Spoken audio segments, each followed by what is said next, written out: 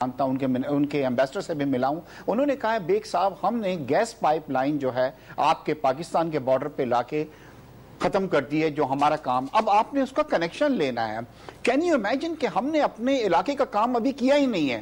The only reason being کہ I think we have a lot of pressure from America اور دوسری جگہوں سے کہ ایران کے ساتھ جناب آپ نے کوئی ٹریڈ نہیں کرنا. میرے خیال سے وقت آ گیا کیا ہم اپنے ملک کو تباہی کی طرف جانے دیں یا امریکہ کا پریشر جو ہے وہ سسٹین کریں. اور میرے خیال سے the easiest way out اس کے یہ گیس لائن ہے اس کو امیجیٹلی ہمیں لینا چاہیے ایران سے. ایران 1000 میگا واٹ بھی دے رہا ہے, سنٹرل ایشین کنٹریز بھی کچھ ہمیں دینے کو تیار ہیں. اب that is the only corridor جس میں ہمیں کام کرنا چاہیے. اگر ہم نے یہ چیز نہیں کیا تو نہ صرف اس بار Iran Pakistan gas pipeline اگر ہو جاتی ہے اور اگر امریکہ اس میں ایکشن لیتا ہے تو یہ جو کچھ بھی پروڈیوس کریں گے اس گیس سے وہ ان کو باہر منڈی میں کوئی خریدنے کا کوئی نہیں ملے گا.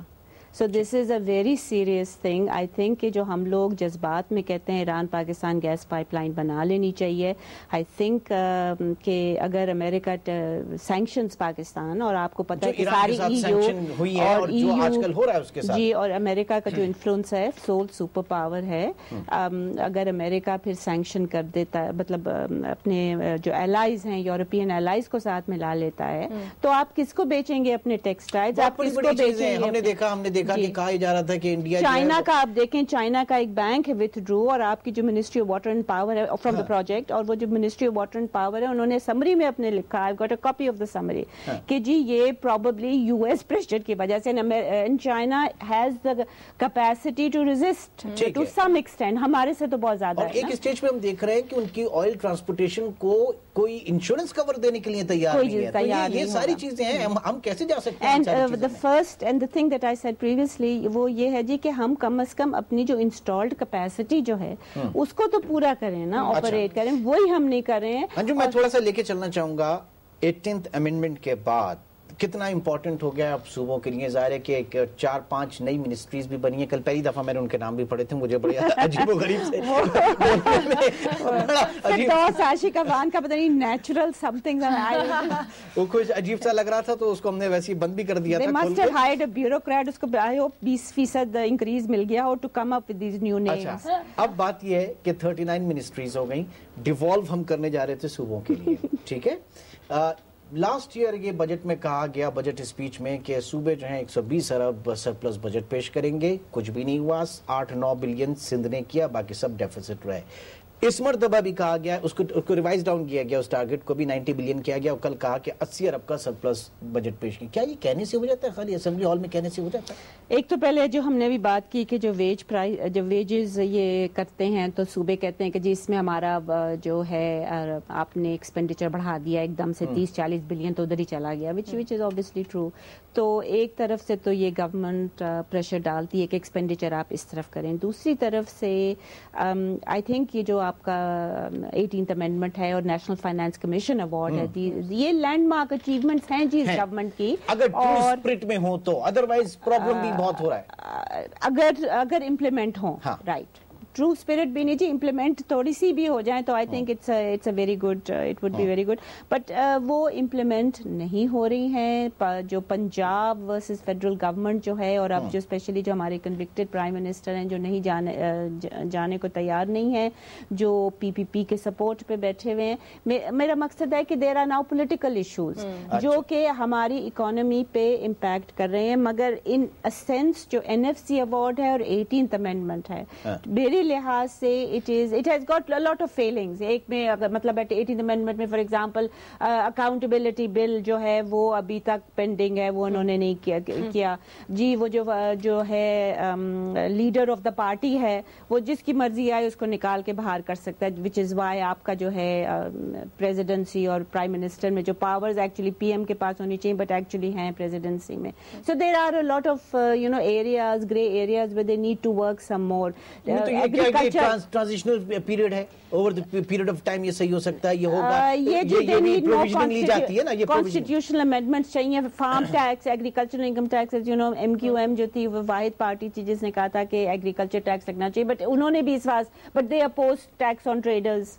مطلب ہے کہ ان کا جو وہ کنسٹیٹیوئنسی ہے وہ کہتے ہیں کہ وہ رہنے دیں, ہم آپ کی کنسٹیٹیوئنسی پہ لگائیں گے. بہت سیریس ایشو ہے. پھر ایشو یہ ہے کہ پھر جو پولیٹیکل پارٹیز ہیں پاکستان کی, عوام کو تو سائڈ میں کریں, سب سے پہلے ذمہ داری جو ہے وہ پولیٹیکل ہیڈز کی ہے, پولیٹیکل پارٹیز کی ہے کہ آپ 18th امینڈمنٹ کی روح سے, NFC ایوارڈ کی روح سے آپ صوبوں کو اتنی خود مختاری تو دے نہیں سکے, بجلی پیدا کر نہیں سکے, انرجی کانفرنس کر لی اور کہا کہ اندھیروں کی مساوی تقسیم ہوگی, اندھیرا سب ساتھ میں بانٹیں گے, مل کے بانٹیں گے. تو یہ جو پولیٹیکل سیٹ اپ ہے وہ ذمہ دار ہے اس کا. میں اور آپ کہاں سے ہو گئے, ہم لوگوں کا تو کچھ بھی نہیں ہے. And then claiming coming up with the economic charters and charter of economy and the agendas کہ ہم یہ کر دیں گے, ہم وہ کر دیں گے. مگر آپ نے اسپیچ سنی, انہوں نے پہلے شروع کیا, حفیظ شیخ صاحب نے ڈیموکریسی کی تعریف کی. یہ وہی ہیں جو ڈکٹیٹرشپ میں بھی آئے پہلی دفعہ, رائٹ؟ ایسے تو بہت سارے لوگ, تو آئی نو, بٹ ایسے ہی لوگ. پھر انہوں نے جی اے بھٹو لگایا نعرہ, جو کہ you know which again he is not part of the party, he is actually a technocrat. مطلب ضرورت نہیں ہے ایک ٹیکنوکریٹ جو ایکنالجڈ ٹیکنوکریٹ فائنانس منسٹر وہ اس طرح کی باتیں کریں. پھر انہوں نے تعریف کی جناب اپنے پرائم منسٹر صاحب اور پریزیڈنٹ کی, پریزیڈنٹ جو کہتے ہیں کہ میرے پاس کوئی اختیار ہی نہیں ہے, ان کی انہوں نے بڑی تعریف کی.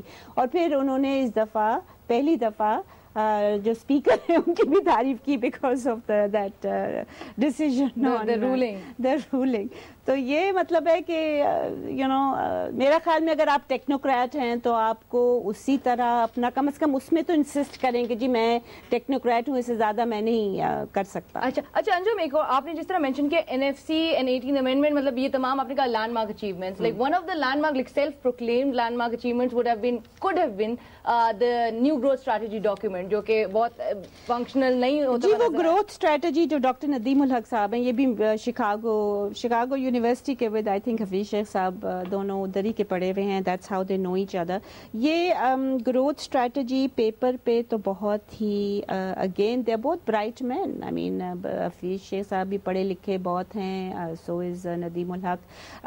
اگر آپ یہ ان کو ویژن بتائیں, اگر you know if they do a draft policy paper, it will be, آپ اس پہ کوئی نہیں نکال سکتے کہ جی صحیح ہے کہ نہیں ہے.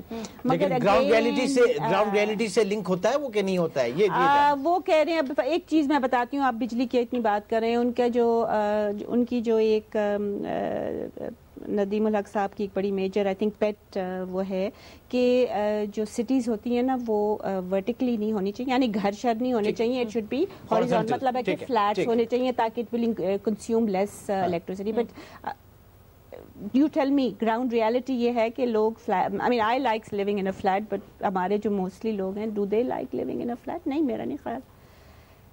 it's not gonna happen. ہمارا تو کہتے ہیں جی زمین ہو, اپنی زمین ہو. بالکل. اچھا, now looking forward to the provincial budget جو کہ اب اپ کمنگ ہے, تو اس حوالے سے اشتیاق بیگ صاحب آپ کا بھی ہم چاہیں گے کہ آپ اپنے کامنٹس دیں. پروونشل بجٹس میں اب کیا مطلب ایکسپیکٹ کیا جا سکتا ہے؟